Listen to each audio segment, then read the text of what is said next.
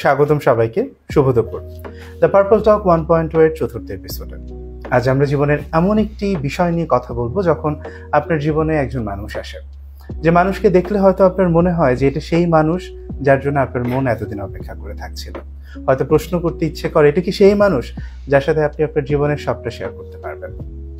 আজ আমরা কথা বলবো সম্পর্ক নিয়ে। কথায় বলে সম্পর্কে নাকি নানা রং নানা রূপ থাকে। কথায় নাকি এটাও বলে যে we are most alive when we're in love. বা জীবনে ছন্দ নিয়ে আসা বিষয়টি কখনো কখনো ছন্দপতনের কারণ হয়ে দাঁড়ায়। হয়তো এই কষ্টটা বোঝাতেই অনেকে বলে থাকেন দুনিয়াতে নাকি কেউ বেশি কষ্ট দিতে পারে না আপনার নিজের মানুষটি ছাড়া, এবং যখন আপনার নিজের কেউ চলে যায় তখন সে কষ্ট নাকি ভোলা যায় না। আজ সম্পর্কের নানা রূপ কি, কেন, কিভাবে উত্তর জানতে চাইবো মাইন্ডওয়েজের কনসালটেন্ট সাইকোলজিস্ট তাইবা রিমা আপুর কাছে। তিনি গত 2 বছরের বেশি সময় ধরে এ নিয়ে কাজ করছেন। আজকে তার অভিজ্ঞতা থেকে তার কাছ থেকে শুনতে চাবো ইউথ অ্যান্ড রিলেশনশিপস নিয়ে। তাইবা আপু, কেমন আছেন? আমি ভালো আছি, আপনি কেমন আছেন? আমি ভালো আছি আপু। শুরুতে একটু জানতে চাই, এই যে আজকে আমরা কথা বলছি ইউথ অ্যান্ড রিলেশনশিপস নিয়ে, সো ইউথ, রিলেশনশিপস এবং মেন্টাল হেলথ, এই তিনটে শব্দ কেন আমরা একসাথে ডিসকাস করছি আজকে, একটু যদি বলতেন। রিলেশনশিপ এবং মেন্টাল হেলথের ব্যাপারে ডিসকাস করা প্রত্যেকটা এজ গ্রুপের মানুষের জন্যই অনেক গুরুত্বপূর্ণ। তবে স্পেসিফিক্যালি আপনি এখানে ইয়ুথ পপুলেশনের কথা বলছেন, তো সেক্ষেত্রে এটা অনেক বেশি ইম্পর্টেন্ট এই জন্য, কারণ আমরা এই সময়টাতে যখন আমরা ইয়ং অ্যাডাল্টস, যে এজ রেঞ্জ আমাদের 18 থেকে 40, তো এই সময়টাতে আমরা রিলেশনশিপের জায়গাটা এক্সপ্লোর করি। তো এই জন্য এই টপিকটা অনেক বেশি ইম্পর্টেন্ট। আর সাইকোলজিস্ট এরিকসন, ওনার সাইকোসোশিয়াল ডেভেলপমেন্টের থিওরিজ আছে, সেখানে উনি 8টা স্টেজে হিউম্যান ডেভেলপমেন্টের কথা বলেছেন, যে এখানে প্রত্যেকটা স্টেজে একটা স্পেসিফিক কনফ্লিক্টের কথা বলেছেন, যেটা অ্যারাইজ হয় এবং সেটা রিজলভ করা কেন ইম্পর্টেন্ট, এবং করতে পারলে পরে আমাদের লাইফে সেটা কেমন ইম্প্যাক্ট করে বা না করতে পারলে কেমন হয়।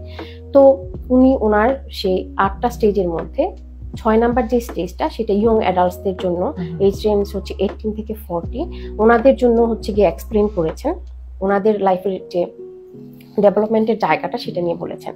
তো সেখানে যেটা আসে, ইন্টিমেসি ভার্সেস আইসোলেশন। এখন যেটা হয়, ওই সময়টা তো মানুষ একটা ইন্টিমেট রিলেশনশিপ ফর্ম করার চেষ্টা করে, এবং যখন তিনি সাকসেসফুল হন তখন দেখা যায় যে খুবই ক্লোজ কমিটেড একটা রিলেশনশিপে উনি আছেন বা উনি অ্যাচিভ করতে পারেন। আর অন্যথায় দেখা যায় যে একটু আইসোলেটেড হয়ে গিয়েছেন। এখন একজন ব্যক্তি যখন একটা সিকিউর রিলেশনশিপে থাকে, সেটা কিন্তু ওনার মেন্টাল ওয়েলবিং এর ক্ষেত্রে একটা ভাইটাল রোল প্লে করে।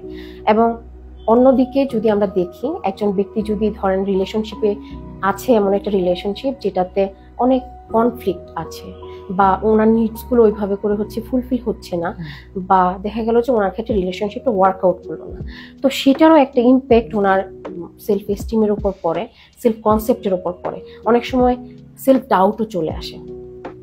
এখন ধরেন এই ব্যাপারগুলো বুঝার জন্য ইয়ুথ, রিলেশনশিপ, মেন্টাল ওয়েলবিং, এই শব্দগুলো পাশাপাশি রেখে এই শব্দগুলো নিয়ে ডিসকাস করা অনেক বেশি ইম্পর্টেন্ট। কারণ একজন ইন্ডিভিজুয়াল যখন একটা রিলেশনশিপে আছে, বা হয়তো উনি একটা রিলেশনশিপে প্রবেশ করবেন, তো সেই সময়টাতে উনি যদি জানতে পারে যে রিলেশনশিপে কি ধরনের ইস্যুসগুলো হয় এবং সেটা কিভাবে ডিল করা যেতে পারে, প্লাস আমি কিভাবে ইফেক্টিভ ওয়েতে কমিউনিকেট করতে পারি, একটা বাউন্ডারি কেন রাখা ইম্পর্টেন্ট রিলেশনশিপের জায়গাতে, প্লাস ধরেন আমি কিছু হেলদি কোপিং মেকানিজম কি হবে যদি আমি কোনো একটা সময় কোনো রিলেশন সম্পর্কিত ডিস্ট্রেস বা সাইকোলজিক্যাল কোনো একটা ডিস্ট্রেসে পড়ি।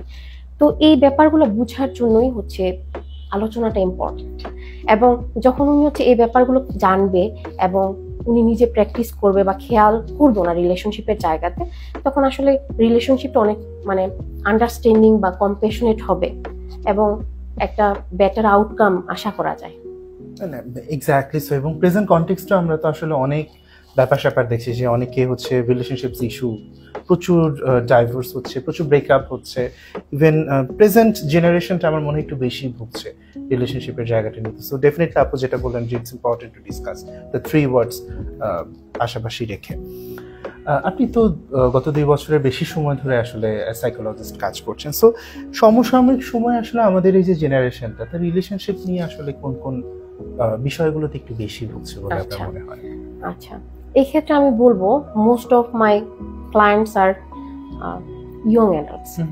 তো রিলেশনশিপের জায়গাতে যে ইস্যুসগুলো হয়, যেমন রিলেশনশিপে বিভিন্ন রকম কনফ্লিক্ট চলে আসে, তারপরে হচ্ছে ধরেন পার্টনারদের মধ্যে যে নিডসগুলো আছে সেগুলো আনএড্রেসড থেকে যাচ্ছে, তো সেই আনমেট নিডস থেকে আদার্স কিছু ইস্যু অ্যারাইজ হচ্ছে, কমিউনিকেশনের জায়গায় হয়তো গ্যাপ আছে, কমিউনিকেশন রিলেটেড ইস্যুস, প্লাস হচ্ছে ধরেন এখানে অনেক সময় ব্রেকআপ হয়, হার্ট ব্রেক হয়, বিভিন্ন রকম রিলেশন সম্পর্কিত ট্রমাতে যদি কেউ হচ্ছে অনেক খারাপভাবে এক্সপিরিয়েন্স করে তখন সেটা ওনার জন্য অনেক বেশি ট্রমাটিক একটা এক্সপিরিয়েন্স হয়ে যায়, এরকম ইস্যুসগুলো আসে, ডিভোর্স, তারপরে হচ্ছে রিলেশনশিপে ট্রাস্ট ইস্যুস বা অনেক বেশি অ্যাংজাইটি কাজ করছে, তারপরে আরো যেটা হয় যেমন ধরেন অ্যাবিউজ যদি থাকে, প্লাস এখানে হচ্ছে এক্সট্রা ম্যারিটাল অ্যাফেয়ার, এই ইস্যুসটাও আসে। আর কিছু ইস্যুস যেমন ধরেন একজন ব্যক্তি প্রিভিয়াসলি এক্সপিরিয়েন্স করেছে কিন্তু সেটা হয়তো রিজলভ হয়নি, তো সেই জায়গা থেকে সেই ইস্যুসগুলো বর্তমান রিলেশনশিপের জায়গায় হচ্ছে গিয়ে ইম্প্যাক্ট ফেলছে। যেমন ধরেন কেউ যদি অনেক স্ট্রেসের মধ্যে থাকে বা অ্যাঙ্গার ইস্যুস ছিল বা পাস্ট কোনো ট্রমা বা অ্যাটাচমেন্ট রিলেটেড কোনো ইস্যুস, যেটা হয়তো বর্তমান রিলেশনশিপের জায়গাতে একটা ইম্প্যাক্ট ফেলছে এবং অনেক বেশি পরিমাণে দেখা যায় যে নেগেটিভ ইম্প্যাক্টই ফেলছে, তো সেই জায়গাগুলো নিয়েই দেখা যায় যে আমাদের ক্লায়েন্ট যারা আছে বা আমার এক্সপিরিয়েন্সের উপর বেস করে রিলেশনশিপের কমন ইস্যুস আমি এগুলো দেখতে পাই, হয়তো আরো অনেকগুলোই আছে। বেশ কিছু কনসার্নিং ব্যাপার এবং রিলেভেন্ট ব্যাপার আপু বলছিলেন, আসলে বেশ কিছু ইস্যুস নিয়ে আমরা ডিসকাস করছিলাম। সো আমি যদি একটু বলি যে এই জেনারেশনটা, যে বর্তমান যারা আমরা ইয়ুথ নিয়ে কথা বলছি, একটা সম্পর্ক কতক্ষণ পর্যন্ত হেলদি এবং কখন গিয়ে সেটা আনহেলদি সম্পর্কে পরিণত হচ্ছে, এই পার্থক্যটা আইডেন্টিফাই করতে পারবে বলে আপনার মনে হয়? আচ্ছা, তো অনেক গুরুত্বপূর্ণ একটা কোশ্চেন, কারণ এটা বুঝা ইম্পর্টেন্ট যে আমি যে রিলেশনশিপটাতে আছি সেটা আসলে আমার জন্য কতটুকু হেলদি, বা আমি কি আনহেলদি কোনো রিলেশনশিপে আছি কিনা এবং সেটার ইম্প্যাক্টটা আমার উপর কি, সে ব্যাপারে কনসিয়াস হওয়া বা অ্যাওয়ার হওয়া। তো ধরেন আমি বুঝতে পারবো কখন যে আমার রিলেশনশিপের জায়গাটা হেলদি, যখন রিলেশনশিপে একটা আন্ডারস্ট্যান্ডিং থাকবে, সেখানে আমি ফ্রেন্ডলি ওয়েতে হচ্ছে আমার নিডস ফিলিংসের জায়গাগুলো এক্সপ্রেস করতে পারবো, সেখানে আমার পার্টনারের প্রতি রেসপেক্ট থাকবে, লাভ কেয়ার অ্যাফেকশন থাকবে, তারপরে হচ্ছে ধরেন আমি সবসময় এরকম একটা ফিলিংস থাকবে যে আমি এই জায়গাটাতে সেফ বা আমি একটা কমফোর্ট পাবো, আমার একদম ওপেন কমিউনিকেশনে যেতে পারবো এবং একজন পার্টনার অন্য আরেকজনকে অ্যাপ্রিসিয়েট করতে পারবে এবং দেখা যাবে যে একজনের অ্যাচিভমেন্ট আরেকজন হচ্ছে সেলিব্রেট করছে একসাথে মিলে। আরও যেটা হয় এখানে, যেমন একজন ব্যক্তি যখন একটা হেলদি রিলেশনশিপে থাকে তখন ওনার নিজের সাথেও অনেক বেশি কানেক্টেড থাকতে পারে এবং যেটা হয় যে উনি ওনার যে ট্রু সেলফ সেটা সেলিব্রেট করতে পারে। আর এখন যদি বলি যে আনহেলদি রিলেশনশিপ কখন বুঝবো, যখন সবসময় হয়তো আমার একটা ইনসিকিউরিটি কাজ করছে, অস্বস্তি কাজ করছে, যেটার জন্য আমার রিলেশনশিপের জায়গাটা প্রভাবিত হচ্ছে, কমিউনিকেশনের জায়গায় গ্যাপ, বা দেখা গেছে যে কমিউনিকেশন করতে গিয়ে সিচুয়েশন হয়তো আরো খারাপ হয়ে যাচ্ছে, এত বেশি ওভারওয়েলমড হয়ে আছে দুইজন ইন্ডিভিজুয়ালের মধ্যে, একজনও হতে পারে বা দুজনের জায়গা থেকে। আবার এরকমও হয় অনেক সময় পার্টনারকে একটু কন্ট্রোল করার প্রবণতা থাকে, যেটা হয়তো অপর পাশের মানুষ একটা প্রেশার হিসাবে নিচ্ছে বা উনি চাচ্ছে না যে জিনিসটা হচ্ছে এরকম হোক যে কেউ আমাকে কন্ট্রোল করুক, একটা স্পেস থাকুক। আবার ধরেন অনেক বেশি যদি ডিমান্ড চলে আসে রিলেশনশিপে বা অনেক বেশি কমপ্লেন থাকে, তো সেই ক্ষেত্রেও এটা হচ্ছে গিয়ে একটা আনহেলদি রিলেশনশিপের দিকে চলে যায়, ইমিডিয়েটলি ইম্প্যাক্ট ফেলে অনেক সময়, বা দেখা যায় যে এইভাবে অভ্যস্ত হতে থাকলে বা চলতে থাকলে রিলেশনশিপটা একটা সময় পরে গিয়ে সেটা একটা আনহেলদি রিলেশনশিপে চলে যায়। আরো যেটা ব্যাপার দেখা যায়, যেমন ধরেন যদি কারোর মধ্যে একজন পার্টনারের মধ্যে বা দুইজনই এরকম করেন যে একজন আরেকজনকে হিউমিলিয়েট করছেন, পুট ডাউন করার একটা প্রবণতা কাজ করে, তো সেই ক্ষেত্রে হচ্ছে বলা যাবে যে সেই রিলেশনশিপটা হচ্ছে একটা আনহেলদি রিলেশনশিপ বা আনহেলদি রিলেশনশিপের দিকে চলে যাচ্ছে। আর আরো ব্যাপার দেখা যায়, যেমন ধরেন আনরিজলভ ইস্যুস থাকে অনেকের মধ্যে, তো সেই ইস্যুসগুলো যখন হচ্ছে ধরেন আমি অ্যাড্রেস করছি না বা আমি সেটা নিয়ে কাজ করতে আগ্রহী না, আমার সেলফ ওয়ার্কের জায়গাতে আমি গুরুত্ব দিচ্ছি না, বা এই মুহূর্তে আমি রেডি না করার জন্য, কিন্তু সেটার একটা প্রভাব হচ্ছে কোনো না কোনো ভাবে আমার পার্টনারের উপর পড়ছে বা আমার ডে টু ডে লাইফে পড়ছে। তো সেটার ক্ষেত্রেও মানে সেই ইস্যুটার জন্য দেখা যায় যে রিলেশনশিপটা অনেক ক্ষেত্রে টক্সিক হয়ে যায় বা একটা আনহেলদি প্যাটার্ন লক্ষ্য করা যায়। মিন্স আপু বলছেন যে যখন একটা সম্পর্ক আসলে আমার উপর একটা পজিটিভ ইম্প্যাক্ট ফেলছে, তখন সেটা আলটিমেটলি একটা হেলদি রিলেশনশিপ হচ্ছে। And when the vibe is negative, যখন কিছু আনরিজলভড ইস্যুর কথা বলছিলেন, বিভিন্ন কনফ্লিক্টের কথা বলছিলেন, when the vibe is negative, then it's an unhealthy relationship. And mostly important যে আমি আসলে কিভাবে ফিল করছি, আমি কি মানে আমার সাথে কানেক্টেড থাকতে পারছি, আমি কি আমার যিনি পার্টনার ওনার সাথে কম্প্যাশনেট হতে পারছি কিনা, এবং দেখা যায় যে আমি কি সেফ সিকিউর ফিল করি কিনা, এবং সেই রিলেশনশিপের যে জায়গাটা সেটা কি আমাকে আসলে পজিটিভ একটা এনার্জি দেয় কিনা, নাকি আসলে আমি ফিল করি আমি অনেক টায়ার্ড, পারছি না, লেথার্জিক লাগছে, মনে হচ্ছে যে এটা আমার জন্য একটা বার্ডেন, তখনই আমি বুঝবো এটা আনহেলদি। আর যখন আমি দেখবো যে আমি থ্রাইভ করতে পারছি বা একটা পজিটিভ এনার্জি পাচ্ছি সবসময়, সেটা আমার জন্য একটা healthy relationship. Healthy unhealthy relationship নিয়ে আমরা কথা বলছি। সো এবার যদি একটু জানতে চাই যে এই যে একটা আন্ডারস্ট্যান্ডিং এর ব্যাপার আসলো, একটু আগে আমরা আনসলভড ইস্যুস নিয়ে কথা বলছিলাম, একটা ইফেক্টিভ যোগাযোগের কথা বলছিলাম দুজনের মাঝে। সো দুজন যখন সম্পর্কে থাকে, আপনার সঙ্গীর বা আপনার পার্টনারের সাথে যে বোঝাপড়ার ব্যাপারটা, একটা সহমর্মী থাকে, এমপ্যাথির ব্যাপারটা, পারস্পরিক সমঝোতার ব্যাপারটা, এই বুঝে নেওয়ার ব্যাপারটা আসলে কতটা ইম্পর্টেন্ট যদি বলতেন। অ্যাকচুয়ালি বুঝে নেওয়ার ব্যাপারটাই প্রথমে আসে, কারণ আমাকে প্রথমে বুঝতে হবে আমার নিডস ফিলিংস এর জায়গাটা এবং একই সাথে আমার পার্টনারের নিডস ফিলিংস এর জায়গাটা। তো সেটা আমি কিভাবে বুঝতে পারি, এবং যখন ধরেন আমরা অনুভূতিগুলো বুঝতে পারবো এবং প্রকাশ করতে পারবো, আমার পার্টনারের অনুভূতির জায়গাটা আমি বুঝতে চেষ্টা করব, বুঝতে পারবো, তখন দেখা যাবে যে আমার সম্পর্কটা অনেক সুন্দরভাবে এগিয়ে নিয়ে যেতে পারছি। তো ফিলিংসের জায়গাটা প্রথমত আমাদের খেয়াল করা, যে সিচুয়েশন সাপেক্ষে আমার ফিলিংস কেমন হচ্ছে। সেটা আমরা অনেক সময় বলি শুধু যে আমি ভালো ফিল করছি, আমি খারাপ ফিল করছি, ঠিক এইভাবে না রেখে আমি স্পেসিফিক ফিলিংসটা খুঁজে বের করব। যদি ভালো ফিল করি সেই ভালোটা কেমন, যে আমার কি আনন্দ লাগছে, আমি কি আশাবাদী, আমি কি সন্তুষ্ট, নাকি আমি খুশি। তো সেই জিনিসগুলো খুঁজে বের করা, স্পেসিফিক্যালি আমি পরিস্থিতি সাপেক্ষে কেমন ফিল করছি। নেগেটিভ ফিলিংসগুলোর ক্ষেত্রেও যে আমার কি কষ্ট হচ্ছে, আমার কি রাগ হচ্ছে, নাকি আমার বিরক্ত লাগছে কোনো কারণে, এমনকি যে আমি হতাশ হয়ে আছি বা আমি কোনো উৎসাহই খুঁজে পাচ্ছি না, বা আমার কোনো মনে হচ্ছে যে লাইফে কোনো আশাই নেই। তো সেটা খুঁজে বের করা যে এক্স্যাক্টলি আমি কি ফিল করছি। এবং ফিলিংসের কথা যখন আমরা বলছি, সেই জায়গাতে নিডসের জায়গাগুলো বোঝা অনেক ইম্পর্টেন্ট। কারণ আমি যদি আমার নিডসের জায়গাটা সম্পর্কে ক্লিয়ার থাকি, তাহলে যেটা হবে যে আমি একটা সিচুয়েশনে বা একজন ইন্ডিভিজুয়ালের সাথে কতটুকু ইনভলভ হব বা আমার নিডস আসলে কি এই জায়গায়, এটা আমি খেয়াল করব। এবং তখন দেখা যাবে যে কমিউনিকেশনটা অনেক বেশি ইফেক্টিভ হবে। আর একটা জিনিস আপনি খেয়াল করলে দেখবেন যে নিডস যদি ফুলফিল হয়, তাহলে আমার ফিলিংসের জায়গাটা পজিটিভ দিকে যায়। এখন সেটা মানে স্পেসিফিক্যালি যেটাই হোক, আবার নিডস ফুলফিল না হলে আমি কিন্তু ডিসস্যাটিসফাইড হয়ে যাই, আমার রাগ হয়, কষ্ট হয়। তো নিড হচ্ছে কি রুটস অফ আওয়ার ফিলিংস। তো নিডসের জায়গাটা বোঝাটা অনেক ইম্পর্টেন্ট। মানে একে অন্যের অনুভূতির সংজ্ঞাটা জানাটা বেশি গুরুত্বপূর্ণ। যে আপনি যেটা বলছিলেন যে ভালো থাকা মানে ভালো থাকাটা আমার ডেফিনেশনের না, তার ডেফিনেশনে কি পড়ছে, এই আন্ডারস্ট্যান্ডিং এর জায়গাটা অনেক বেশি ইম্পর্টেন্ট। অনেক সুন্দর করে বলছিলেন আপু, ধন্যবাদ আপনাকে। কারণ আমরা প্রত্যেকজন ইন্ডিভিজুয়াল ইউনিক, এবং আমাদের প্রত্যেকের যে লাইফের এক্সপিরিয়েন্স, ফ্রেম অফ রেফারেন্সের জায়গা বা সাবজেক্টিভ এক্সপিরিয়েন্স ভিন্ন। হ্যাপিনেসের সঙ্গে আমার কাছে যে আপনার কাছে সেটা নাও হতে পারে, পিস বা প্রত্যেকটা জিনিসই। তো এইখানে আমাদের ফিলিংসের পাশাপাশি থটসের জায়গাও একটু খেয়াল করা প্রয়োজন। কারণ আমাদের অনেক রকম থটস আসে, কিছু থটস পজিটিভ হয়, ইতিবাচক, কিছু থটস আসছে নেতিবাচক। এখন দেখা যায় যে অনেক ক্ষেত্রে আমার মানে ফ্রিকুয়েন্টলি নেতিবাচক থটস চলে আসছে, এবং কোনো না কোনো ভাবে আমি হয়তো এখানে স্টাক হয়ে গিয়েছি। অনেক সময় আমি খেয়ালও করতে পারি না যে আমি আসলে কোন জায়গা থেকে হচ্ছে একটা বিহেভিয়ার করছি। তো এই যে অনেক মানে ফ্রিকুয়েন্টলি যখন অটোমেটিক্যালি নেগেটিভ থটসগুলো আমাদের মধ্যে চলে আসে, সেগুলোকে অটোমেটিক নেগেটিভ থটস বলে।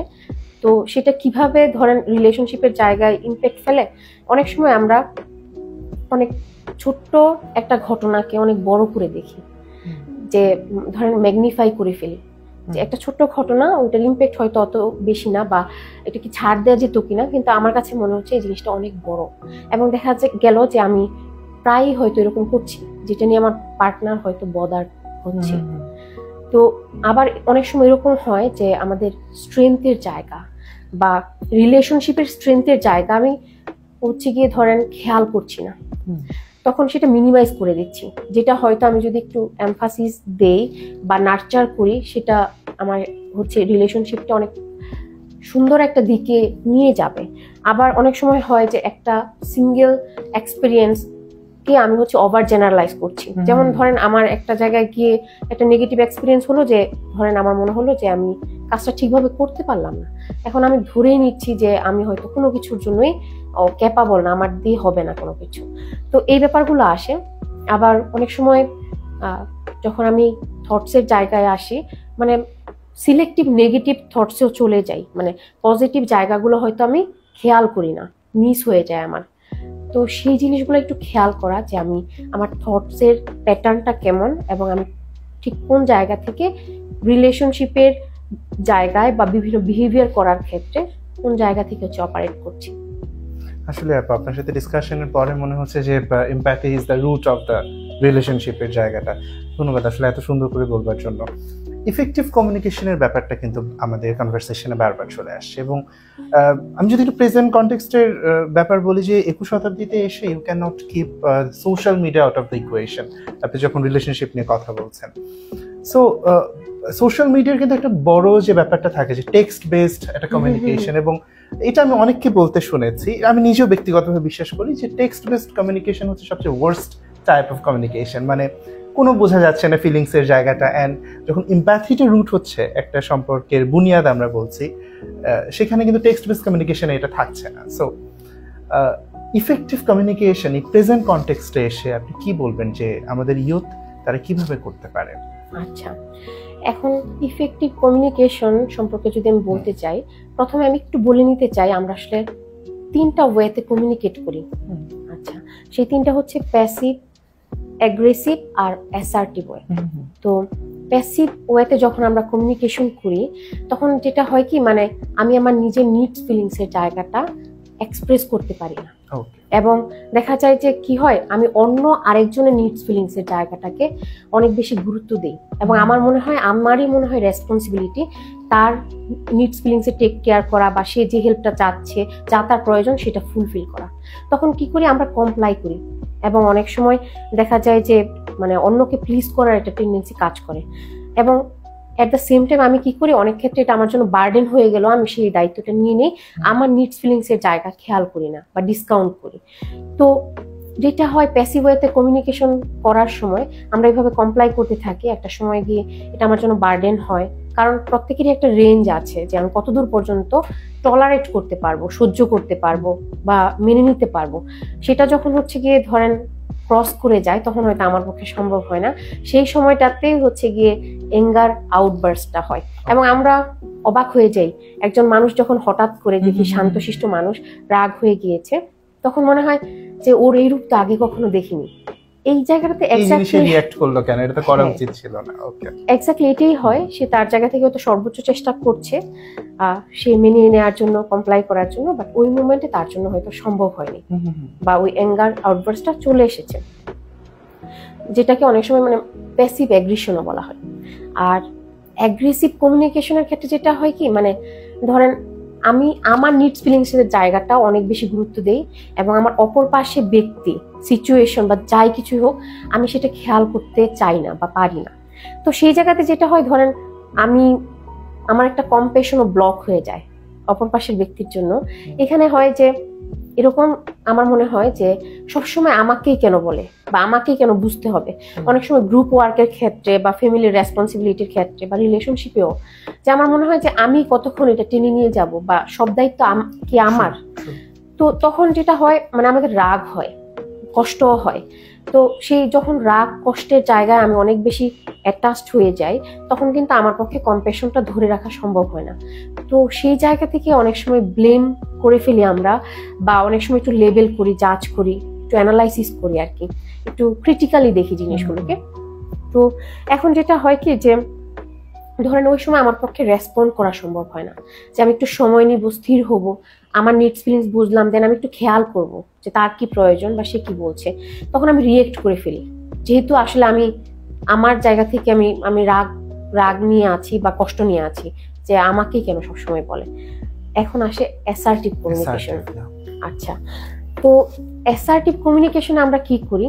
প্রথমত আমি খেয়াল করি আমার নিডস ফিলিংস এর দিকে, দেন আমি খেয়াল করবো আমার অপর পাশে যিনি আছে তার নিডস ফিলিংস এর দিকে, যে তার কি প্রয়োজন, সে কি জন্য চাচ্ছে। দেন আমি সিচুয়েশনটা বুঝার চেষ্টা করে অনেস্টলি আমার যে সিচুয়েশন সেটা আমি অনেস্টলি এক্সপ্লেন করবো, কনফিডেন্টলি বলবো, যে ধরেন একটা পজিটিভ অ্যাকশন ল্যাঙ্গুয়েজ দিয়ে বলবো। যেমন অনেক সময় আমরা বলি কি যে আমি কি করতে পারবো না বা আমার পক্ষে কি সম্ভব না। যখন না না বলি তখন কিন্তু ব্যক্তি বুঝতে পারে না যে আমি আসলে কি চাই, কি আমার প্রয়োজন বা কি হলে পরে আমার জন্য ভালো হবে। তো এখন এই জায়গাটাতে ধরেন যেটা ব্যাপার হয়, তাহলে আমি সিম্পলি আমার নিডস ফিলিংস এর জায়গাটা খেয়াল করব, আমি অপর পাশের মানুষের নিডস ফিলিংস এর জায়গাটা খেয়াল করব এবং অনেস্টলি পজিটিভ অ্যাকশন ল্যাঙ্গুয়েজ দিয়ে সেটা এক্সপ্রেস করব। আমি এই জায়গায় প্যাসিভ থাকবো না, আমি একদম নো বলতে পারবো বা আমার যা প্রয়োজন সেটা আমি মানে তুলে ধরতে পারবো। আবার আমি আমার অপর পাশের ব্যক্তিকে হার্টও করবো না। আচ্ছা, এবং ওনার জায়গাটাও বুঝার চেষ্টা করবো, ওনার নিডস ফিলিংস এর প্রতি হচ্ছে গিয়ে ধরেন আমি রেসপেক্টফুল থাকবো। তো তখনই হচ্ছে ধরেন আমার পক্ষে মানে কি বলবো, একটা ইফেক্টিভ কমিউনিকেশন করা সম্ভব হয়, যেটা হচ্ছে ধরেন নন ভায়োলেন্ট কমিউনিকেশন যে অ্যাপ্রোচটা আছে ওই জায়গাতে যেটাকে বলা হয় যে ধরেন এই ল্যাঙ্গুয়েজটা হচ্ছে একটা যেখানে আমরা কম্পেশনটা অ্যাক্টিভ করি অন্য মানুষের প্রতি, অ্যাট দ্য সেম টাইম নিজের প্রতিও। তো যখন হচ্ছে আমরা অ্যাসার্টিভ ওয়েতে কমিউনিকেশন করতে পারবো, সেই কমিউনিকেশনটাই হবে আসলে একটা ইফেক্টিভ কমিউনিকেশন। মানে দ্যাট মিন্স একটা রেসপেক্টফুল ওপেন কনভারসেশন, যেখানে দুজনের নিডস ফিলিংস নিয়ে ডিসকাস হচ্ছে বাট কেউ কাকে হার্ট করছে না। So that's most important thing. আমরা সোশ্যাল মিডিয়া নির্ভর হয়ে যাচ্ছি রিলেশনশিপের জায়গাতে, সেটার কোনো ইমপ্যাক্ট পড়ছে কিনা। ওকে, তো এখন যেটা হয় দেখেন যে পজিটিভ নেগেটিভ দুইটা ইমপ্যাক্টই পড়ে, কারণ সোশ্যাল মিডিয়া অনেক বেশি অ্যাভেলেবেল হয়, ডিফারেন্ট প্ল্যাটফর্ম যেগুলো আছে আমরা অনেক বেশি কানেক্টেড থাকতে পারি। অ্যাট দ্য সেম টাইম যেটা হয় যে কানেকশনটা সেটা অনেক সময় হয় একটু আর্টিফিশিয়াল হয় বা সেই ডেপথটা মানে ধরেন সেই ডেপথের জায়গাটা থাকে না অনেক ক্ষেত্রে। তো নেগেটিভ ইমপ্যাক্টের ক্ষেত্রে আবার হয় যে আমরা যখন সোশ্যাল মিডিয়া নির্ভর হয়ে যাই বা অনেক বেশি টাইম স্পেন্ড করি, তখন একদম ইন পার্সন হয়তো আমার আপনজন বা আমার পার্টনার ওনাদের সাথে দেখা হচ্ছে না, তখন একটা কমিউনিকেশন গ্যাপ হয়ে যায় এবং সেই সোশ্যাল মিডিয়াতে অনেক রকম কন্টেন্ট থাকে, সেখান থেকে যেটা হয় কি মানে অনেক সময় আমরা কম্পেয়ারিজনে চলে যাই, হয়তো নিজের সাথেও কম্পেয়ার করি কোনো কোনো জিনিস বা অনেক সময় পার্টনারের প্রতিও মানে অন্য আরেকজনের সাথে আমি কম্পেয়ার করছি, তখন কিন্তু কম্পেয়ারেশনটা ব্লক হয়, তখন একজন আরেকজনের প্রতি কানেক্টেড থাকাটা সম্ভব হয় না। আর একটা ব্যাপার যেটা হয় যে অ্যাটেনশন স্প্যান আমাদের কমে যায়, তো সেই ক্ষেত্রে মনোযোগ দিয়ে অন্য পাশ থেকে তার কথা শুনে নিডস গুলো বোঝা বা ফিলিংস এর জায়গাটা অ্যাড্রেস করা অনেক ক্ষেত্রে কঠিন হয়ে পড়ে। সো ইফেক্টিভ ভাবে কি হতে পারে, মানে ওই যে যেটা প্রশ্নটা করছিলাম যে এখন তো আমাদের টেক ডিপেন্ডেন্সি একদম চূড়ান্ত মাত্রায়, যেটা বলা যেতে পারে এটা দিন দিন বাড়ছে কিন্তু কমছে না। এখানে একটু খেয়াল করা প্রয়োজন যে সোশ্যাল মিডিয়া আমাদের খুবই জীবনের অবিচ্ছেদ্য অংশ, যে প্রয়োজনই পড়ে, প্রয়োজন সাপেক্ষে আমাকে থাকতে হয়। এখন একটু খেয়াল করা প্রয়োজন যে আমি কি আসলে সোশ্যাল মিডিয়াতে কি পারপাসে আছি, মানে সেটা আমার প্রয়োজনের থেকে যখন অনেক বেশি সময় হয়ে যাচ্ছে বা আমি হচ্ছে কি ধরেন কোনো উদ্দেশ্যহীনভাবে স্ক্রল করে যাচ্ছি, আমার টাইম চলে যাচ্ছে এবং অনেক রকম কন্টেন্ট সামনে চলে আসছে, তখন সেই কন্টেন্টের উপর ভিত্তি করে কিন্তু আমার মুডটাও চেঞ্জ হচ্ছে, আমি হয় খুশি হয়ে যাচ্ছি, আবার ইরিটেশন হয়, আমার যে অ্যাটেনশন স্প্যান সেটাও কমে যায়। তো এখন এটাই খেয়াল করা যে আমি কতটুকু সময় থাকবো এবং সেটার উদ্দেশ্যটা কি, এভাবে করে একটু খেয়াল করে একটু অ্যাওয়ার হয়ে যদি সেই টাইমটা একটু কমিয়ে আনা যায় সেটা দেখা, আর একদম মানে ইন্টারেকশনটা মানে সোশ্যাল মিডিয়া বা সোশ্যাল প্ল্যাটফর্ম যেগুলো আছে সেগুলো না করে একটু ইন পার্সন করা যায় কিনা, সেটা ফ্যামিলির মেম্বারদের সাথেই হোক, আমার ফ্রেন্ডসদের সাথেই হোক বা আমার পার্টনার যিনি ওনার সাথে হোক। তো আরেকটা ব্যাপার যে মেমোরি মানে স্পেন বা অ্যাটেনশন স্পেনের জায়গাটা, সেটা আমি কিভাবে বৃদ্ধি করতে পারি, সেজন্য কিছু ইফেক্টিভ স্ট্র্যাটেজি আমাকেই খুঁজে বের করতে হবে, কারণ সবার ক্ষেত্রে এক জিনিস কাজ করবে না। যে আমি যদি খেয়াল করি যে না আমার মেমোরি স্প্যান কমে গিয়েছে বা অল্পতে আমি আসলে অনেক বেশি ইরিটেটেড হয়ে যাচ্ছি, তো সেই জায়গাটা একটু খেয়াল করা এবং স্ট্র্যাটেজি খুঁজে বের করা যে আমি কিভাবে এটা কোপ করব। আর আরেকটা ব্যাপার আসে যে এই যখন হচ্ছে ধরেন মানে সোশ্যাল মিডিয়া রিলেটেড ইস্যুজের কারণে আমার রিলেশনশিপের জায়গাটা প্রভাবিত হচ্ছে, যেমন ধরেন মিসআন্ডারস্ট্যান্ডিং হয়, কিছু ট্রাস্ট ইস্যুজ হয়, কারণ অনেক বেশি অ্যাভেলেবেল সবাই আমরা, সবার ইন্টারেকশন প্লাস হচ্ছে কি কন্টেন্ট আমি শেয়ার করছি, কোন জায়গায় টাইমটা স্পেন্ড করছি সবই দেখতে পাওয়া যায়। তো সেই জায়গায় একটু খোলাখুলি ওপেন কমিউনিকেশনটা করে নেওয়া, যাতে হচ্ছে বোঝাপড়ার জায়গাটা ভালো হয় এবং যে অস্বস্তি বা যে অ্যাংজাইটি বা উদ্বেগটা থাকছে সেটা যেন হচ্ছে কি কমে যায়।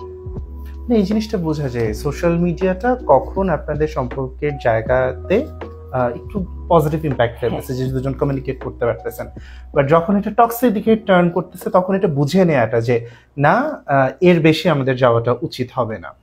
ওকে, আরেকটা রেলেভেন্ট জিনিস নিয়ে একটু ডিসকাস করতেছি, বাউন্ডারি নিয়ে অনেক কনফ্লিক্ট হয় আজকাল, এবং অনেকেই এটা বলে যে রিলেশনশিপে আসলে বাউন্ডারি থাকা উচিত, কেউ আবার বলে যে উচিত না। সো একটা হেলদি সম্পর্কে বাউন্ডারি থাকার ব্যাপারটা নিয়ে কি বলবেন, এটা কতটুকু ইম্পর্টেন্ট? আচ্ছা, অ্যাকচুয়ালি প্রত্যেকটা রিলেশনশিপের জায়গায় বাউন্ডারি অনেক গুরুত্বপূর্ণ একটা বিষয়, কারণ এখানে হচ্ছে দেখেন যে একটা বাউন্ডারি যদি আমি মেনটেন করি, যে ব্যক্তিগতভাবে আমার যে নিডসগুলো বা আমার যে ফ্রিডম, সেটা তো ধরেন আমাকে হেল্প করবে এনশিওর করতে, অ্যাট দ্য সেম টাইম আমার যিনি পার্টনার বা অন্যান্য রিলেশনশিপের ক্ষেত্রেও অপর পাশের মানুষের প্রতিও একটা রেসপেক্ট ধরে রাখা বা বিশ্বাসের জায়গাটা বজায় রাখা সহজ হয়।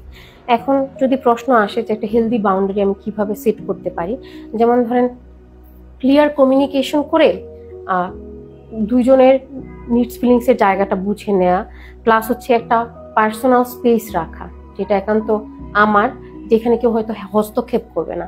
অ্যাট দ্য সেম টাইম আমার পার্টনার যিনি, ওনার প্রাইভেসির জায়গাটাকে রেসপেক্ট করা, প্লাস এখানে হচ্ছে ধরেন ইমোশনাল সাপোর্টের জায়গাগুলো যখন আসে আমি সাপোর্টিভ থাকবো, কিন্তু যখন ধরেন আমার ইস্যুস হচ্ছে চলে আসছে সামনে সেটাও অ্যাড্রেস করা, এবং সেই জন্য প্রপারলি আমার যে ওয়েতে আগাতে হবে যে সেটাও করা। যদি আমি সেলফ ওয়ার্ক করতে পারি করব, আমার যদি প্রফেশনাল হেল্প সিক করতে হয় সেই জায়গাটাও খেয়াল করা। একই সাথে ধরেন ফিনান্সিয়াল জায়গা, যে কন্ট্রিবিউশনটা কেমন হবে, কিভাবে আমরা সবকিছু ম্যানেজ করব সেটা হচ্ছে খেয়াল করা এবং কমিউনিকেশনটা ক্লিয়ারলি করে নেওয়া। প্লাস সোশ্যাল রিলেশনশিপের ক্ষেত্রে, ইন্টারাকশনের ক্ষেত্রেও বাউন্ডারির জায়গাটা মেনটেন করা।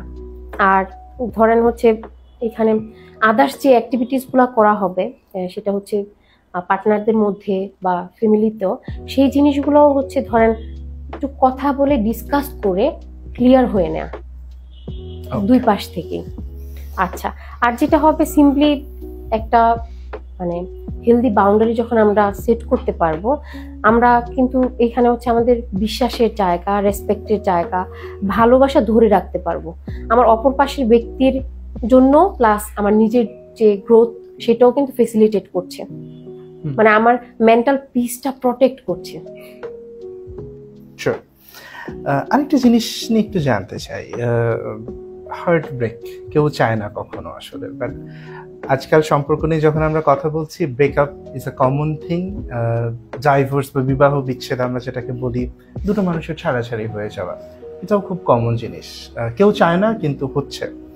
সো বলা হয়ে থাকে যে হার্ট ব্রেকে যে ফিলিংসটা it's near to heart attack. So কি বলবেন যে আফটার দুটো মানুষের যখন সম্পর্ক আর থাকছে না, যে পেইনটা, এই পেইনটা নিয়ে কিভাবে আসলে একটু ইফেক্টিভলি ডিল করা যেতে পারে? আচ্ছা, যখনই হচ্ছে আমরা ধরেন কোনো ধরনের লসের মধ্যে দিয়ে যাই, সেটা হইতে পারে যে ব্রেকআপ, ডিভোর্স বা আদার্স যে কোনো রকম লস, তখন আমরা একটা গ্রিফের মধ্যে দিয়ে যাই।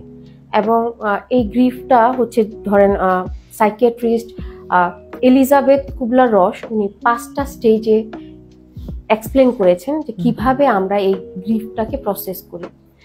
তো সেই 5টা স্টেজ আসে, যে প্রথমত ডিনায়াল, তারপরে এঙ্গার, দেন হচ্ছে বার্গেনিং, তারপরে ডিপ্রেশন, আর হচ্ছে অ্যাকসেপ্টেন্স। তো তো ডিনায়ালে যেটা হয়, আমরা আসলে মানতেই নারাজ, বা ওই অ্যাকসেপ্টেন্সটা থাকে না যে আমি আসলে অনেক কষ্ট করে একটা অভিজ্ঞতার মধ্যে দিয়ে গিয়েছি। সেটা অবশ্যই আমার জন্য আনএক্সপেক্টেড, বাট আমার লাইফেরই একটা পার্ট, বা আমার সাথে হয়েছে। তো তখন আমি যেটা করি, ওই জিনিসটা হচ্ছে ইগনোর করার চেষ্টা করি বা সাপ্রেস করে রাখি। ওইটা আমি অ্যাকসেপ্ট করতে পারি না, ডিনাই করি। দেন হচ্ছে মনে হয় যে একটা রাগ কাজ করে বা কষ্ট কাজ করে, অ্যাঙ্গারটা আসে যে এরকম যে পৃথিবীটা হচ্ছে ধরেন অনেক আনফেয়ার, বা আমার সাথে আনফেয়ার হয়েছে, সবকিছু মনে হয় যে অনেক বেশি ক্রুয়েল। আর পরবর্তী স্টেজে আমরা চিন্তা করি, আচ্ছা যদি আমি কোনো একটা কাজ এইভাবে না করে একটু অন্যভাবে করতাম, তাইলে কি রিলেশনশিপটা ওয়ার্কআউট করতো কিনা, বা মানুষটাকে আমার পাশে থাকতো কিনা। তো আমরা ওই একটা বার্গেনিং এর জায়গায় চলে যাই। দেন যেটা হয়, বার্গেনিং করার পরেও আমার রিয়েলিটি তো আর চেঞ্জ হচ্ছে না, কিন্তু আমার মধ্যে দেখা যায় ইতিমধ্যে কিছু ডিপ্রেসিভ ফিচার চলে আসে।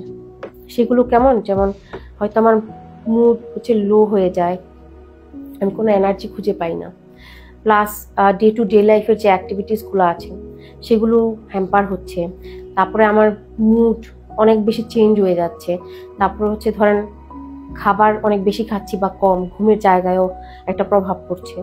তো এই যে সাফারিংসের মধ্যে দিয়ে আমি যাই, বা ধরেন এই যে ডিপ্রেসিভ ফিচার্সগুলো আমি ফেস করতে থাকি, এই পর্যায়ে হচ্ছে যখন আমি একটু অ্যাওয়ার হই, বুঝার চেষ্টা করি যে আসলে আমার সাথে কি হয়ে গেল, বা আমি কি পরিস্থিতির মধ্যে দিয়ে যাচ্ছি, তো সেই আন্ডারস্ট্যান্ডিং এর জায়গা থেকে ধীরে ধীরে আমি হয়তো একটু একটু আমার নিজের প্রতি কম্প্যাশনেট হতে পারি, এবং সেই জায়গাটা থেকে আসলে অ্যাকসেপ্টেন্সটা ধীরে ধীরে আসে। এবং যখন আমি অ্যাকসেপ্ট করতে পারি, তখনই দেখা যায় যে হয়তো আমার জন্য এই যে লস বা আমি একটা গ্রিফে আছি, সেটা হচ্ছে প্রসেস করাটা সহজ হয়। এবং এর মানে এই না যে আমার সমস্যা বা কষ্টের জায়গা একদম চলে গিয়েছে, কিন্তু যেটা হয় এটার যে প্রভাবটা সেটা হয়তো আমার উপর কম পড়ছে, বা একটা ম্যানেজেবল লেভেলে চলে এসেছে। আর অনেকের ক্ষেত্রে একটু সময় লাগে এই লসটা হচ্ছে ওভারকাম করতে। একটা জিনিস যেটা জানতে চাই যে চারপাশের মানুষ সাপোর্টিভ হওয়াটা কিন্তু অনেক বেশি ইম্পর্টেন্ট এই সময়গুলোতে। না হলে আজকাল দেখতে পাচ্ছি যে ইমোশনাল হয়ে এই যে ইয়ং জেনারেশন তারা অনেক ভুলভাল স্টেপ নিয়ে নিচ্ছে, অনেক সময় অনেক চূড়ান্ত লেভেলের স্টেপ নিয়ে নিচ্ছে।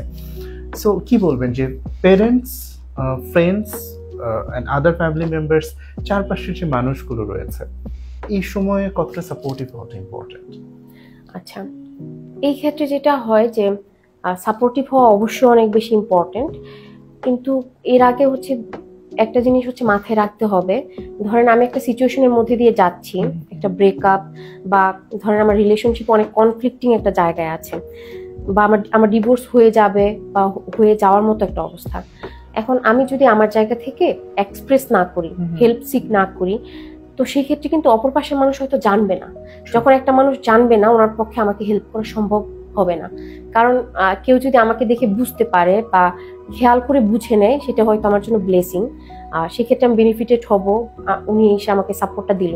কিন্তু একদম আমি যদি নিজে এক্সপ্রেস না করি বা হেল্পটা সিক না করি, অনেক ক্ষেত্রে সম্ভাবনা থাকে সেই হেল্পটা না পাওয়ার। তো আমার যারা হচ্ছে ধরেন আমার খুবই trustworthy friends, family members, relatives বা টিচার, যার সাথে আমি কমফোর্টেবল, বা আমি মনে করি যে আমি আমার যে কষ্ট হচ্ছে, যে সিচুয়েশনের মধ্যে দিয়ে আমি যাচ্ছি, সেই জিনিসগুলো একটু ভেন্ট করতে চাই, তো সেই ক্ষেত্রে আমরা সেই স্টেপটা নিতে পারি। অবশ্যই, মানে হেল্প সিক করাটা ডেফিনেটলি অনেক বেশি ইম্পর্টেন্ট। এই জায়গায় আসলে আমি একটু দর্শকদের জানাতে চাই, অনেক সময় এরকম সিচুয়েশন আসতে পারে যে আপনার কোনো একটা হার্ট ব্রেক হচ্ছে, আপনি অন্য কোনো ক্রাইসিসের মধ্যে দিয়ে যেতে পারেন, কিন্তু আপনি আপনার চারপাশে এমন কাউকে পাচ্ছেন না যে আপনি হেল্প সিক করবেন। সেই জন্য কিন্তু রয়েছে আপনার একান্ত বন্ধু the purple line. The purple line বাংলাদেশের এমন একটি হেল্পলাইন যেটি বিকাল 4টা থেকে রাত 2টা পর্যন্ত সপ্তাহে 7 দিন এখন অপারেট করছে, এবং নাম্বারটি নিচে দেওয়া স্ক্রলে আপনারা দেখতে পাচ্ছেন। এখানে যদি আপনারা ফোন দেন, একজন প্যারা কাউন্সিলর কলটি ধরবেন এবং আপনার কথাগুলো মনোযোগ সহকারে শোনার চেষ্টা করবেন, এবং আপনি নিশ্চিন্তে আপনার কথাগুলো শেয়ার করতে পারেন। কথাগুলো সম্পূর্ণ গোপনীয় থাকবে এবং নন জাজমেন্টালি শোনা হবে। আপু, এবার একটু যেটা জানতে চাই যে আজকাল কিন্তু রিলেশনশিপ নিয়ে অনেক এনজাইটি থাকে, অনেক ইনসিকিউরিটির জায়গা থাকে, এবং অনেক সময় দেখা যায় যে একজন মানুষ সেলফ ওর্থ এই জিনিসটা নিয়ে অনেক বেশি শঙ্কায় ভুগেন, সাফার করেন। সো কি বলবেন যে এই সিচুয়েশন গুলো কখন আসে, কিভাবে মোকাবেলা করা যায় ইফেক্টিভলি, একটু যদি সাজেস্ট করতেন। আচ্ছা, অ্যাংজাইটির জায়গাটা চলে আসে যখন দেখবেন যে আপনি রিলেশনশিপের মধ্যে ওই সেফ সিকিউর ফিলিংসটা আসছে না বা কমিউনিকেশন করার ওই স্পেসটা নাই, তখন দেখা যায় যে আমি আমার জায়গা থেকে একটা অস্বস্তির মধ্যে থাকবো। এবং অনেক সময় আমরা এইভাবেও ফিল করি যে আমার পার্টনার হয়তো বুঝতে পারবে না বা ব্যাপারটাকে সে পজিটিভলি নিবে কিনা। আরেকটা ব্যাপার হয় যখন রিলেশনশিপের জায়গাতে ধরেন রিলেশনশিপটা কি অবস্থায় আছে সেটার একটা ক্ল্যারিটি না থাকে, যে একটা কমিটমেন্টও নাই, কিন্তু দেখা যাচ্ছে যে আমি এমন একটা রিলেশনশিপে আছি, দেখা হচ্ছে, কথা হচ্ছে, দুইজন মানুষ তো, একজন দেখা গেল যে অনেক বেশি হচ্ছে সেই রিলেশনশিপে ইনভেস্টেড, কিন্তু অপর পাশের মানুষ হয়তো মানে উনি জানে যে উনি কতদূর পর্যন্ত এই রিলেশনশিপটাকে নিয়ে যাবে বা কিভাবে দেখছে। হয়তো কোনো কারণবশত বা ইন্টেনশনালি উনি এক্সপ্রেস করছে না, কিন্তু অপর পাশের ব্যক্তি যখন ধরে নিচ্ছে যে একটা ফিউচার উনি দেখতে পাচ্ছে বা আমার জন্য ইম্পর্টেন্ট এই ব্যক্তিটা, এভাবে করে নিচ্ছে, কিন্তু রিলেশনশিপটা হচ্ছে কোনো কমিটমেন্টেও নেই, প্লাস কিছু জিনিস হচ্ছে মানে ধরেন সার্টেন না, আনসার্টেনিটি আছে, তখনও একটা অ্যাংজাইটি কাজ করে। আর কমিটেড রিলেশনশিপেও অ্যাংজাইটি আসতে পারে, যেমন আমাদের অ্যাটাচমেন্ট কেমন সেটার উপর কিন্তু ডিপেন্ড করে, যে অ্যাটাচমেন্ট স্টাইলের সাথে সম্পর্কিত। যে ধরেন ছোটবেলায় আমার অ্যাটাচমেন্ট ফিগার, উনি আমাকে কিভাবে ট্রিট করতো, আমার নিডসের জায়গাগুলো কিভাবে পূরণ করতো, আমাকে অ্যাটেনশন কতটুকু দিত, সেটার প্রেক্ষিতে কিন্তু আমার অ্যাটাচমেন্ট স্টাইলটা হচ্ছে মানে গ্রো করে আমার মধ্যে। তো অ্যাটাচমেন্ট স্টাইল দুই রকম হতে পারে, secure attachment, insecure attachment. Secure অ্যাটাচমেন্টে যেটা হয়, যেমন ধরেন আমার অ্যাটাচমেন্ট ফিগার যিনি, উনি যদি আমার প্রতি খুব কেয়ারফুল থাকে, আমার নিডসের জায়গাগুলো বা আমি যখন অ্যাটেনশন চাচ্ছি তখন দিচ্ছে, এবং আমাকে সবসময় এনকারেজ করে, সেটা হচ্ছে ধরেন ভার্বালি কিছু বলে বা নন ভার্বালি কিছু বলে, এবং সেটা একদম অনেক ছোটবেলায় হয়ে যায়, 1 থেকে 1.5 বছরের মধ্যে কিন্তু আমাদের অ্যাটাচমেন্ট ফিগারটা আমরা নির্ধারণ করে ফেলি, যেটা পরবর্তী সময় হচ্ছে গিয়ে কন্টিনিউ করে যায়। তো এখন এরকম যদি হয়, ওই পিচ্ছি যিনি থাকে সে যদি ধরেন সিকিউর ফিল করে, তখনই তার অ্যাটাচমেন্টটা হচ্ছে অনেক বেশি সিকিউর হয়, এবং যেটা তার পরবর্তী সময়ে লাইফে সে অনেক মানে মানুষের উপর ভরসা করতে পারে, সে তার মানে ট্রাস্টের জায়গাটা খুব স্ট্রং হয়। কোনো একটা কিছু এক্সপ্লোর করার ক্ষেত্রেও সে ওইভাবে ভয় পায় না, সে দেখা যায় যে তার জন্য স্টেপ নিচ্ছে, কারণ সে জানে দিন শেষে সে যখন সাকসেসফুল হোক বা ফেলিয়ার ফেস করুক, তার জন্য একজন আছে বা দুইজন আছে, বা তার অ্যাটাচমেন্ট ফিগার যিনি উনি আছে যে তাকে সাপোর্ট করবে, যেটা হচ্ছে তার জন্য একটা সিকিউর বেস এবং কাইন্ড অফ সেফ হ্যাভেন। তো এইটা হচ্ছে অনেক বেশি ইম্পর্টেন্ট। আর ইনসিকিউর মানে বুঝতে পারাটা অনেক বেশি ইম্পর্টেন্ট। আর ইনসিকিউর অ্যাটাচমেন্টে যেটা হয় কি, যে একটা ছোট বাচ্চা যখন তার নিডসের জায়গাগুলো ওইভাবে হয়তো খেয়াল করা হচ্ছে না, বা অ্যাটেনশন সে চাচ্ছে দেওয়া হচ্ছে না, বা হয়তো যিনি অ্যাটাচমেন্ট ফিগার উনি দিচ্ছে অ্যাটেনশন কিন্তু অনেকটা সময় পরে, তখন সেই বাচ্চাটা মনে করছে যে আমার আর এখন প্রয়োজন নাই, সে নিজেকে উইথড্র করে নিচ্ছে সিচুয়েশন থেকে। তো এইভাবে ইনসিকিউর অ্যাটাচমেন্ট যখন ধরেন আমার মধ্যে গ্রো করে, তখন কিন্তু আমার ট্রাস্ট ইস্যুস চলে আসে, এবং অনেক সময় আমরা কিছু বলতে গিয়ে ওই গুরুত্বটা পাই না, তখন হয়তো থেমে যাই, এবং সেটা আমার নিজের মধ্যেও চলে আসে, তখন আমরা আমাদের নিডস ফিলিংস এর জায়গাগুলো এক্সপ্রেস করতে পারি না। সম্পর্কে যখন এই বিষয়গুলো চলে আসে, তখন কি সাজেস্ট করবেন, যে ইফেক্টিভলি কিভাবে অ্যাড্রেস করা যেতে পারে এই ব্যাপারগুলোকে? আচ্ছা, এখন এই জায়গাতে আপনি একটু যদি খেয়াল করেন, এই যে আমার যে অ্যাটাচমেন্ট স্টাইল বা অ্যাটাচমেন্ট ফিগারের সাথে যে আমার বিহেভিয়ারের জায়গাটা, সেটা আমার পরবর্তী সময়ে রিলেশনশিপের জায়গায় একটা ইম্প্যাক্ট ফেলে, স্পেশালি হচ্ছে রোমান্টিক রিলেশনশিপের জায়গা। কারণ যিনি আমার পার্টনার, ওনার সাথে আমার অনেক ইন্টিমেট একটা রিলেশনশিপ থাকে, অনেকটা টাইম স্পেন্ড করা হয়, বা অনেক বেশি কমিউনিকেট করতে হয় প্রায় প্রত্যেকটা জিনিসই। তো সেই জায়গাতে এই প্যাটার্নটা চলে আসে, অনেক সময় ইনসিকিউরিটি বা অ্যাভয়েড করা ফিলিংসের জায়গাগুলো অ্যাড্রেস করা। আর সিকিউর হলেও পরে সেটার একটা পজিটিভ ইম্প্যাক্ট পাওয়া যায়, কারণ উনি অনেক বেশি মানে কনসিডার করতে পারে, বুঝার চেষ্টা করতে পারে, ট্রাস্ট করতে পারে। তো এই গেল হচ্ছে ব্যাপার। আর আপনি একটা কোশ্চেন করেছিলেন যে সেলফ ওর্থ। আচ্ছা, সেলফ ওর্থ কিভাবে হচ্ছে এফেক্টেড হয় কিনা।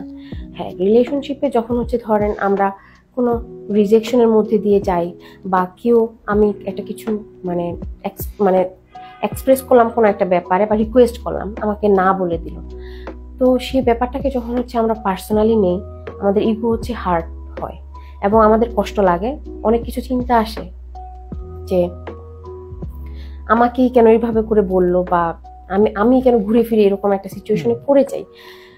এখন যেটা হয়, আমরা যদি এই যে রিজেকশন বা কেউ আমাকে না বললো সেটাকে পার্সোনালি না নেই, বরং অপর পাশের ব্যক্তির জায়গা থেকে একটু বুঝার চেষ্টা করি, তখন যেটা হয় আমার এই নো বা রিজেকশনকে প্রসেস করা অনেক বেশি সহজ হয়। এবং রিজেকশনও হইতে পারে একটা রিডিরেকশন, মানে রিলেশনশিপের জায়গাতে, যে আমি বুঝতে পারবো যে আসলে আমি রিলেশনশিপে কি চেয়েছি, সেই ইন্টারাকশনের ধরনটা কেমন ছিল, বা কি কি কারণ ছিল যেটা ওয়ার্কআউট করেনি। আর আরেকটা ব্যাপার, যে আমরা অনেক সময় সেলফ ডাউট করি যে আমি হয়তো বর্দি না বা ক্যাপাবল না, এই জিনিসগুলো অনেক সময় চলে আসে আমাদের ব্যাড এক্সপিরিয়েন্সের উপর ভিত্তি করে। এখন এটাও কিন্তু ইম্পর্টেন্ট যে রিয়েলাইজ করা যে it's not my responsibility to make other person realize how would they I am to fall in love with me. এখন যিনি আমাকে পছন্দ করবে, ভালোবাসবে বা আমার প্রতি অ্যাট্রাক্টেড হবে, উনি আসলে আমি কতটুকু ওর দিই, কতটুকু ক্যাপাবল বা কতটুকু লাভেবল, সেটা উনি নিজেই দেখতে পাবে। তবে এই প্রসেসের মধ্যে আমি যেন আমার সাথে কানেক্টেড থাকি, এবং যেমন ধরেন আমি যেন আমাকে নার্চার করি, মানে আমার ইন এভরি কেসেস এখানে আসলে self care is important. And যে জিনিসগুলো আমাকে হার্ট করছে, আমাকে পার্সোনালি ভেঙে ফেলার চেষ্টা করছে, সেই জিনিসগুলোকে খুব বেশি পার্সোনালি না নিয়ে একটু অ্যানালাইসিস করা যে কি কারণে জিনিসটি হচ্ছে, লেসন নিয়ে ট্রাই করা। খুব সুন্দর করে বলছিলেন আপু পুরো ব্যাপারটা। আচ্ছা, আর আপনি বলছিলেন যে এই জায়গাগুলো থেকে কিভাবে আমরা ডিল করতে পারি। প্রথমত ধরেন আমি যে অ্যাংজাইটি ফিল করছি বা আমার অস্বস্তি হচ্ছে, বা একটা রিজেকশনের মধ্যে দিয়ে আমি গেলাম, বা রিজেকশন না হলে হয়তো মিউচুয়ালি রিলেশনশিপটা থেকে বের হয়ে এসেছে, এখন এখানে অ্যালাউ করা আমাকে যে আমি আসলে কি ফিল করছি। কারণ আমি ওই যদি অ্যালাউ করতে পারি নিজেকে, তাইলে যেটা হবে যে আমি একটা স্টেপ নিলাম আমার জন্য বুঝার জন্য। সেক্ষেত্রে জার্নালিং একটা ওয়ে হতে পারে, যে আমার কোনো একটা ইভেন্ট ধরে আমি আমার নিডস ফিলিংসের জায়গা, থটসের জায়গা, প্লাস হচ্ছে আমার বিহেভিয়ারটা কেমন ছিল, কোনো কিছু লার্নিং বা ইনসাইট আমি পেয়েছি কিনা, সেটা যদি আমি লিখে রাখি, তখন যেটা হয় একটা সময় আমি ট্র্যাক করতে পারবো যে আমি কিভাবে ফিল করছিলাম, সেটা কিভাবে চেঞ্জ হয়েছে ঘটনার প্রেক্ষিতে সেটা। আর যেমন এই ধরনের সিচুয়েশনে আমরা অনেক সময় সাপোর্ট সিক করার কথাটা আগেই বলা হয়েছে, আমরা সাপোর্ট সিক করতে পারি, বা আমার সেফ প্লেস যেখানে আমি এক্সপ্রেস করতে পারি যে আসলে আমি এরকম একটা সিচুয়েশনের মধ্যে দিয়ে যাচ্ছি এবং ব্যাপারটা আমার জন্য কঠিন, বা খারাপ লাগার জায়গাগুলো যদি মানে বলতে পারি, সেটা হয়তো আমার হেভি ফিলিংসটা একটু কমায়। আর ধরেন এখানে কিছু অ্যাক্টিভিটি, সেলফ কেয়ার, যেটা আমি রেগুলার বেসিসে একটা প্র্যাকটিসের মধ্যে নিয়ে আসতে পারি। ফিজিক্যাল যে হেলথ আমার, সেটাও ঠিক রাখা, প্লাস হচ্ছে আমার মেন্টাল হেলথের জায়গাগুলো খেয়াল করা। আমার জন্য যেই ধরেন টেকনিক্সগুলো কাজ করে, ব্রিদিং এক্সারসাইজ হোক বা পিএমআর, প্লাস হচ্ছে মাইন্ডফুলনেস মেডিটেশনসের জায়গাগুলো খেয়াল করা, টেকনিক্সগুলো যে 5টা সেন্সরি অর্গান কাজে লাগিয়ে হচ্ছে আমরা মাইন্ডফুল থাকতে পারি, সিম্পলি মানে প্রেজেন্টে থাকতে পারি, অ্যাটেন্টিভ থাকতে পারি, নিজের সাথে কম্প্যাশনেট থাকতে পারি। তো সেই জিনিসগুলো হচ্ছে কি একটু খেয়াল করা। প্লাস আপনার এখানে আরও আসে যে মানে আমি যদি আমার হবিসের জায়গাগুলো এক্সপ্লোর করি, মানে যখন আমার জন্য অনেক বেশি কঠিন একটা সময় যাচ্ছে, তো ওই অ্যাক্টিভিটিগুলো যখন আমি এক্সপ্লোর করতে যাব, আমি কিন্তু অনেক কিছু নিজের সম্পর্কে জানতে পারবো, যেটা সম্পর্কে আমি হয়তো আগে ওইভাবে করে চিন্তা করিনি। আর আরেকটা ব্যাপার হচ্ছে আমার এক্সপিরিয়েন্সটা হচ্ছে রিফ্লেক্ট করা, বুঝার চেষ্টা করা, এবং ওইখান থেকে আমি অনেক কিছু ক্লু পাবো যে আসলে একটা রিলেশনশিপে আমি কি চাই বা আমি কি চাই না, যেটা আমাকে হেল্প করবে পরবর্তী সময়ে যখন আমি একটা সম্পর্কে জড়াবো বা নিজের সম্পর্কে অ্যাওয়ার হওয়ার ক্ষেত্রেও। আর এই তো ওকে, হেল্প সিক করার কথা হচ্ছিল, যে আমরা বেশ কিছু সেলফ কেয়ারের কথা বলছিলাম, নিজেরা কিভাবে বসে রিজলভ করা যায় সেই বিষয়টা নিয়ে ডিসকাস করছিলাম। আরেকটা শব্দ কিন্তু বেশ উঠে আসে, কাপল কাউন্সেলিং। এটা নিয়ে অনেকের আইডিয়া নেই, আমারও খুব বেশি একটা আইডিয়া আছে। তাহলে একটু যদি বলতেন যে কখন সিক করতে হয়, কোথায় সিক করতে হয়, কিভাবে সিক করা যায়। আচ্ছা, কাপল কাউন্সিলিং এর ক্ষেত্রে যেটা হয়, যেমন ইস্যুসগুলো, রিলেশনশিপের যে ইস্যুস, সেই জিনিসগুলোই আসে। কিন্তু এখানে দেখেন একটা কাপল যখন আসেন, ওনাদের কিছু ইস্যুস থাকে কমন, যেমন ধরেন সেটা হইতে পারে কমিউনিকেশনের জায়গায় গ্যাপ, বা বিভিন্ন রকম কনফ্লিক্টের জায়গা, বা একটা হেলদি বাউন্ডারি সেট করতে গিয়ে সমস্যা ফেস করা। আবার কিছু সমস্যা থাকে বা ইস্যুস থাকে এখানে, যেটা হচ্ছে যে একজন ইন্ডিভিজুয়ালের মানে দুইজন মানুষের মধ্যে হয়তো একজন ফেস করছেন বা দুইজনই ফেস করছেন, সেটা হচ্ছে আলাদা আলাদা ভাবে। যেমন সেটা কি, যদি কোনো রকম ধরেন পাস্ট ট্রমা থাকে, এনি কাইন্ড অফ অ্যাবিউজের হিস্ট্রি থাকে, বা এঙ্গার ইস্যুস থাকে, অ্যাটাচমেন্ট ইস্যুস থাকে, তো সেই ব্যাপারগুলো কিন্তু রিলেশনশিপকে মানে প্রেজেন্ট যে রিলেশনশিপ সেটাতে একটা ইম্প্যাক্ট ফেলছে।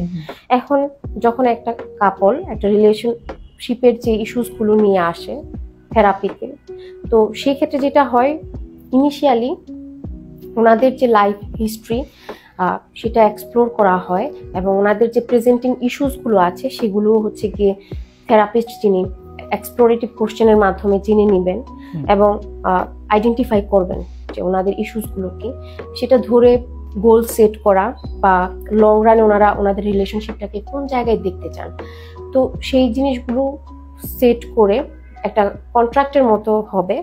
তো সেই প্রেক্ষিতে হচ্ছে দেখা যাবে যে যারা ক্লায়েন্ট এবং কাউন্সিলর ওনারা হচ্ছে রিয়েলিস্টিক গোল সেট করে ছোট ছোট করে বিভিন্ন রকম সাইকোলজিক্যাল অ্যাপ্রোচেস ইউজ করে এবং থেরাপিউটিক যে গাইডেন্স সেগুলো দিয়ে হচ্ছে ওনাদেরকে হেল্প করা হবে, এবং যেটা হচ্ছে ধরেন যে ওনাদের এক্সপেকটেশনের জায়গাটা যা কিছু আছে সেটা যেন মিট করে এবং ওনাদের গোলগুলো যেন ওনারা অ্যাচিভ করতে পারেন। আর এখানে যেটা হয় যে থেরাপি যখন ওয়ার্কআউট করে বা কয়েকটা সেশন নেওয়ার পরেই হচ্ছে কাপড়রা সেই চেঞ্জটা দেখতে পান যে ওনাদের মধ্যে কমিউনিকেশনের যে ধরন সেটার ইমপ্রুভমেন্ট, বা একটা হয়তো আন্ডারস্ট্যান্ডিং এর জায়গা তৈরি হয়েছে, বা স্পেস দেয়া, রেসপেক্ট করা। তো রিলেশনশিপটা আসলে তখন অনেক বেশি কম্প্যাশনেট, আন্ডারস্ট্যান্ডিং এবং এমপ্যাথেটিক ওয়েতে আগায়। একটা কাপল কখন বুঝতে পারবে যে নাও আর হচ্ছে না, I need a couple counselling or any kind of professional help? আর আরেকটা জিনিস যেটা এটার সাথে অ্যাড করতে চাই, কতটুকু এক্সপেকটেশন আসলে রিয়েলিস্টিক? আচ্ছা, এই জায়গাতে হচ্ছে কখন বুঝতে পারবে যে আমার প্রফেশনাল হেল্প সিক করার সময় হয়ে গিয়েছে বা প্রয়োজন, যখন হচ্ছে ইস্যুসগুলো হচ্ছে, পার্টনাররা ওনাদের মধ্যে মানে ফেস করছেন সমস্যা, একজন হয়তো অ্যাড্রেস করছেন বা দুজনেই কিছু কিছু জিনিস বুঝতে পারছে যে না এই জিনিসগুলো ওয়ার্কআউট করছে না, বা আমাদের আসলেই মানে কমিউনিকেশনের জায়গা হোক, বাউন্ডারি সেট করার জায়গা হোক, বা ট্রাস্ট ইস্যুজই হোক, বা যে কোনো ইস্যুজই হোক, সেটা এমন পর্যায়ে চলে গিয়েছে যে দুজনেই দুজনের জায়গা থেকে অনেক বেশি ওভারওয়েলমড হয়ে আছে এবং একটা ব্লকেজ হচ্ছে চলে এসেছে, যে জন্য ওনারা কম্প্যাশনেট ওয়েতে কমিউনিকেট করতে পারছে না, ইভেন একজন আরেকজনের প্রতি সিম্পলি মানে একটা যে স্পেস দেওয়া হবে বা শুনবে সেই ধৈর্যটাও হারিয়ে ফেলেছেন, এবং হয়তো কিছু দূর এগিয়েছেন চেষ্টা করে যে আমরা আমাদের নিজেদের ইস্যুসগুলো নিয়ে কাজ করি, দেখি মানে আমরা এটা সর্ট আউট করতে পারি কিনা বা রিজলভ করতে পারি কিনা। এখন তখনও যখন ওনারা মানে সক্ষম হচ্ছেন না, সেই সময় আসলে মানে প্রফেশনাল হেল্প সিক করাটা ইম্পর্টেন্ট। অনেক সুন্দর করে আজকে আমরা কথা বলছিলাম, প্রায় অনুষ্ঠানের আজকে আমাদের শেষের দিকে চলে এসেছি। বেশ কিছু রিলেশনশিপ ইস্যু নিয়ে কথা বলছিলাম, সম্পর্কে টানাপোড়েন নিয়ে কথা বলছিলাম। সো একটা জিনিস যদি জানতে চাই যে এই যে মাইন্ডউইচ এটা নিয়ে কিছু করছে কিনা? আচ্ছা, মাইন্ডউইচ আমরা এখানে ইন্ডিভিজুয়াল কাউন্সিলিং, কাপল কাউন্সিলিং এই সার্ভিসগুলো হচ্ছে অ্যাভেলেবেল। আমাদের সাইকোলজিস্ট টিমে আমরা যারা আছি আমরা এই সার্ভিসগুলো দিচ্ছি। তো যে কেউ হচ্ছে তাদের প্রয়োজনে ইন্ডিভিজুয়াল সেশন হোক বা কাপল কাউন্সিলিং হোক সেশন নিতে পারবেন, সেই অপরচুনিটি আছে। আর আমরা হচ্ছে সামনে কিছু ওয়ার্কশপ হচ্ছে গিয়ে নিয়ে আসবো, যেগুলো হচ্ছে ধরেন রিলেশনশিপ ইস্যুজের জায়গা বা একটা রিলেশনশিপকে কিভাবে আর অনেক বেশি মানে হেলদি বা ইফেক্টিভ ওয়েতে হচ্ছে নিয়ে যাওয়া যায়, কমিউনিকেশন ইস্যুসগুলো কিভাবে অ্যাড্রেস করা যায়, ইফেক্টিভ কমিউনিকেশন করা যায়, সেই টপিকগুলোতে মানে ওয়ার্কশপ হচ্ছে সামনে নিয়ে আসা হবে। ওকে, মানে এরকম প্ল্যান আছে। অনেক ধন্যবাদ আপু, আসলে এত সুন্দর করে বলছেন। একদম শেষে যদি জানতে চাই, যারা নতুন নতুন রিলেশনশিপ এক্সপ্লোর করছে, নতুন কোনো রোমান্টিক রিলেশনশিপে যাচ্ছে, কি পরামর্শ দিবেন আমাদের? নতুন রিলেশনশিপ এক্সপ্লোর করার ক্ষেত্রে বা রিলেশনশিপ এক্সপ্লোর করিনি কিন্তু সামনে সেই রিলেশনশিপে যাব, এই ক্ষেত্রে হচ্ছে আমাদের যে জিনিসগুলো একটু খেয়াল রাখা প্রয়োজন, সেটা আবারও বলবো যে নিডস ফিলিংসের জায়গাটা খেয়াল করা, আমার এক্সপেকটেশন কি সেই জিনিসগুলো খুঁজে বের করা এবং সেগুলো শেয়ার করা। অ্যাট দ্য সেম টাইম আমার যিনি পার্টনার ওনার জায়গা থেকেও শুনে নেওয়া যে ওনার নিডসের জায়গা কি, ফিলিংস কি, বুঝার চেষ্টা করা এবং এক্সপেকটেশনের জায়গাগুলো জেনে নেওয়া। আর একটা ব্যাপার যে রিলেশনশিপের যে কারেন্ট স্ট্যাটাস সেই জায়গাটারও হচ্ছে ক্লিয়ারলি দুজনের জায়গা থেকে এক্সপ্রেস করা এবং রিলেশনশিপটাকে আমরা আসলে ফিউচারে কিভাবে দেখছি বা এটা নিয়ে আমি কত দূর আগাবো সেই জায়গাটা নিয়েও ওপেনলি কমিউনিকেট করা। তাহলে যেটা হয় যে অনেক রকম কনফ্লিক্ট বা কষ্টের জায়গা থেকে আমরা বের হয়ে আসতে পারি শুধু কমিউনিকেশনের মাধ্যমে। আর যখন আমরা কমিউনিকেশন করব, আমরা অ্যাসার্টিভ ওয়েতে কমিউনিকেশন করব, সিম্পলি আমার নিডস ফিলিংসের জায়গাটা আমি এক্সপ্রেস করব, অপর পাশের মানুষের জায়গাটা বোঝার চেষ্টা করব, তারপর আমি অনেস্টলি কনফিডেন্টলি আমি আমার জায়গাটা খুলে বলবো একটা পজিটিভ অ্যাকশন ল্যাঙ্গুয়েজে। আমি হার্টও করবো না কাউকে, আবার আমি আমি এমন কিছু ধরেন বললাম না যেটা হয়তো আমি বলতে চাই, এরকমও যেন না হয়। তো সিম্পলি আমি একটা পজিটিভ অ্যাকশন ল্যাঙ্গুয়েজে আমি যা বলতে চাই আমি সেই জিনিসটা তুলে ধরবো।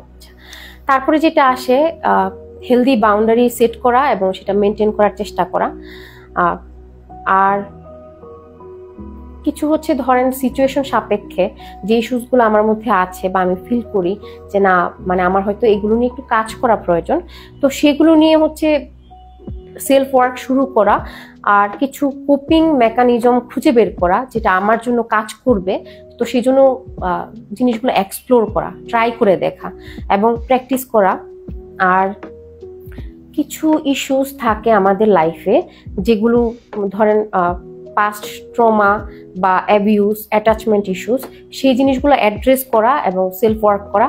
যদি প্রয়োজন মনে করি আমি সেক্ষেত্রে হচ্ছে প্রফেশনাল হেল্প সিক করা। আমি কোনো থেরাপিস্টের শরণাপন্ন হতে পারি বা মেন্টাল হেলথ প্রফেশনালের শরণাপন্ন হতে পারি। অনেক সুন্দর করে বলছিলেন আপু, পুরোটা সেশন আসলে অনেক বেশি বাস্তবমুখী ছিল, অনেক কিছু রিলেট করছিলাম আমি নিজেও। ধন্যবাদ এত ব্যস্ত সময়ের মাঝে আমাদের সময় দেওয়ার জন্য। আপনাকেও অনেক অনেক ধন্যবাদ। দর্শক ধন্যবাদ যারা এতক্ষণ আমাদের সাথে ছিলেন দ্য পার্পল টক 1.2 এর চতুর্থ এপিসোডে। আজ আমরা একটু রিলেশনশিপ নিয়ে জানার চেষ্টা করছিলাম, জানছিলাম যে কি কি ইস্যুস ফেস করছে আমাদের আজকের জেনারেশন, কি কি করা যেতে পারে এবং সামনে যারা রিলেশনশিপ এক্সপ্লোর করার কথা ভাবছে তারা ঠিক কি কি পরামর্শ নিতে পারে। তাই বাপু আজকে আমাদের সাথে ছিলেন, মাইন্ডওয়েজের কনসালটেন্ট সাইকোলজিস্ট। ঠিক এরকমই আরো নতুন নতুন টপিক জানতে এবং ডিসকাস করতে ডেফিনেটলি মাইন্ডওয়েজের পেজে, ফেসবুক পেজে আপনাদের চোখ রাখতে হবে প্রতি শনিবার ঠিক দুপুর 12টায়। একই সাথে জানতে চাই আপনার কথাগুলো, যদি আপনার কোনো প্রশ্ন থাকে ডেফিনেটলি আমাদের কমেন্ট বক্সে জানাতে পারেন অথবা মাইন্ডওয়েজের ফেসবুক পেজে ইনবক্স করেও জানাতে পারেন। ধন্যবাদ সবাইকে।